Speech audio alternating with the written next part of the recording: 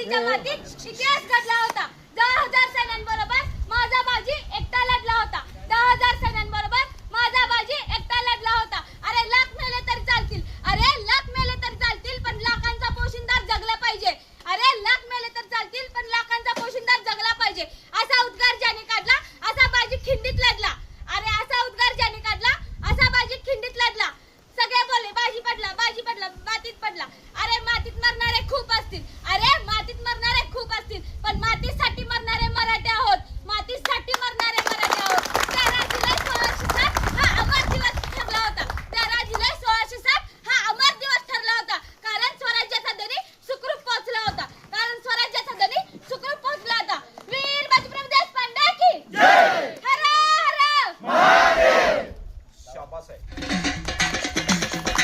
शाबास सरवरी.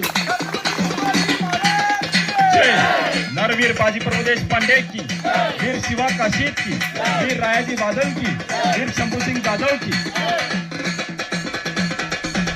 मी म्हटलंच होतं मूर्ती लहान पण कीर्ती महान, पण अंगातच रग असा आहे की या युद्धभूमीवर घडलेला रणसंग्राम सांगत आपल्या मुखातून व्यक्त पण केला आणि मी करून पण दाखवू शकतोय.